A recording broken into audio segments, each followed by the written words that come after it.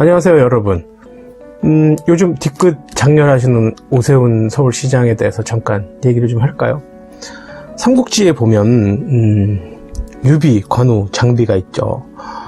유비는 뭐 칼도 창도 제대로 잘 못 써요. 그런데 그 용맹한 관우와 장비를 동생으로 둔 큰 형이에요. 나중에 천하를 아우르죠. 과연 유비의 장점은 무엇이고 가장 큰 덕목은 무엇일까요? 다 아실 거예요. 다 모든 것을 담아내는 마음, 큰 그릇, 됨됨이 뭐 이런 건데, 요즘 아주 오세훈 서울시장이 그와 정반대, 유비와는 정반대의 행보를 보이고 있어서 조금 거기에 대해서 얘기를 좀 제 나름의 느낌을 한 두 가지로 요약을 해서 여러분들과 좀 해볼까 합니다. 첫 번째로는 본인의 권한이 매우 제한적이라는 사실을 잊지 않으셨으면 좋겠어요. 전임 시장의 공백을 메우기 위한 임시직이라는 정도의 개념으로 저는 이해가 되거든요. 내년 6월 정도까지니까, 지방선거 내년 6월 정도까지니까 한 반년 남았네요.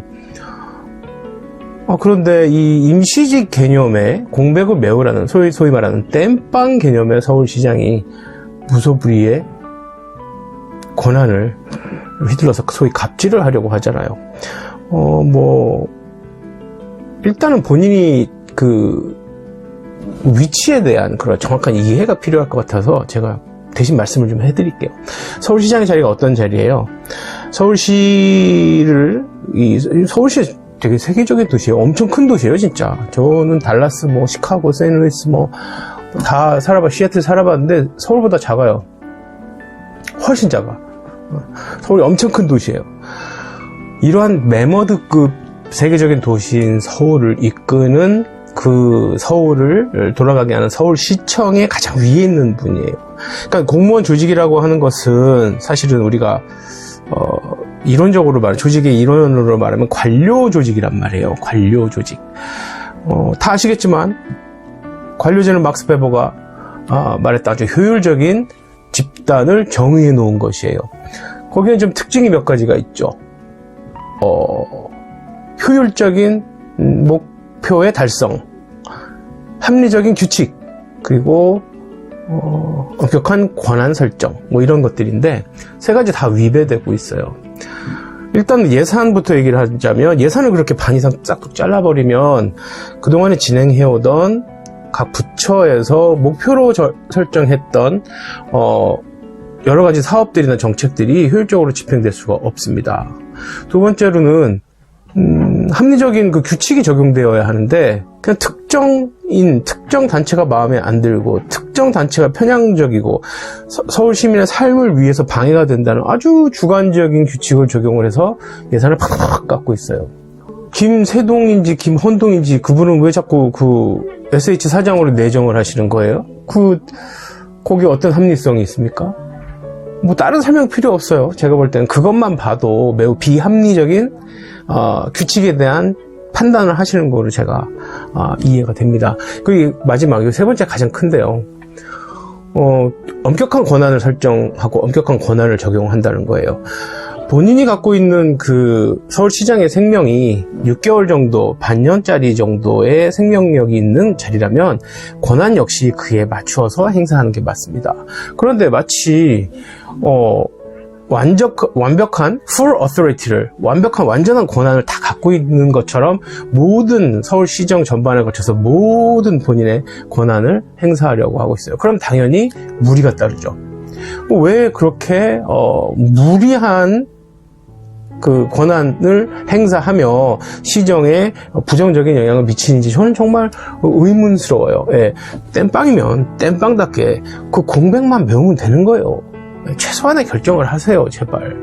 이거 정말 네이버 들어가면 이 관료제에 대한 설명이 나오거든요.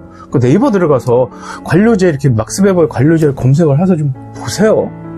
그러시면 우리 법대 나오시고 변호사도 하셨고 예전에 좀 나름 총기도 있으셨으니까 그 관료제 조직의 수장으로서 어떻게 해야 되는지를 금방 아실 거예요. 믿습니다, 저는. 반드시 예전의 총기를 되찾으실 것으로 전 믿습니다. 두 번째로는 이 시민단체에 대한 예산 삭감에 대해서 특별히 좀 말씀드리고 싶어요.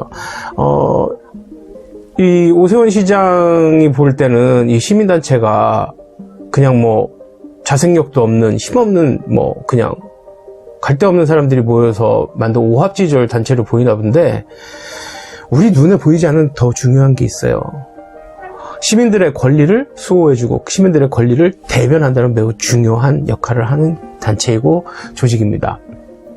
시민권이라고 하는 거 되게 우습죠. 마샬이 얘기했듯이 이 시민권에는 상당히 함축적인 얘기들이 들어있어요. 모르시는 것 같아서 제가 말씀드리는 거예요. 저도 잘 몰라요. 예. 이 시민권이라는 이 세 글자 안에는요, 공민권이라든지 정치권이라든지 사회권 같은 것들이 다 들어가 있어요. 그러니까 기본적인 서울 시민의 자유도 보호해야 하고 그들의 권리도 보장해야 하며, 그들이 사회적으로 어떤 행위를 할 때 그들의 권리를 충분히 보호해줘야 한다는 것이 바로 이 최근의 현대사회에서의 시민권의 개념이란 말이에요. 그런데 그들에 대한 예산을 그렇게 확 잘라버리면 그들의 생존에 문제가 생기겠죠. 급여가 지급이 다 안 되겠죠. 당신 같은 분들은 돈이 많아서 뭐 생태탕 먹으러 갈 때도 페레가모 신고 다니는지 모르겠는데, 시민단체 분들은 사명 하나로 일하시는 분들이에요. 근데 그분들의 최소한의 그 급여마저 그렇게 삭감을 해버리면 그분들의 생존권 문제가 달립니다. 이 생존권이라고 하는 건 역사적으로 아주 옛날에 이미 논의가 끝난 거예요. 인간적인 삶을 살 수 있도록 사회가, 국가가 보호해줘야 되는 거예요.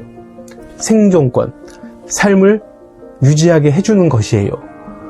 그런데 그 예전에 끝났던 구시대적인 아이디어인, 구시대적인 권리인, 구시대적인 패러다임인 그 생존권을 들어서 현재 시민단체들의 목을 이렇게 죄이고 있습니까?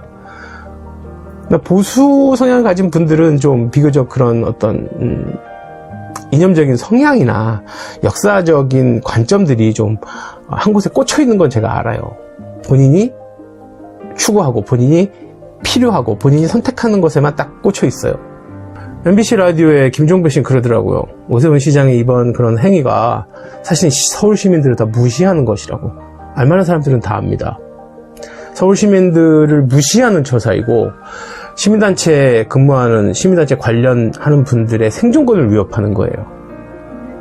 제발 구시대적인 사고에서 벗어나서 예전에 오세훈 씨, 예전에 변호사 오세훈 씨가 갖고 있던 총기를 다시 갖기 바랍니다. 저는 응원할 수 있어요. 그래도 보수 중에서는 비교적 좀 똘망똘망 하셨던 분이니까.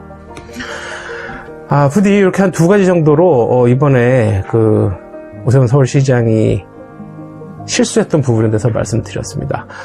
뭐 궁금한 게 있으면 네이버 들어가서 보세요. 네. 감사합니다.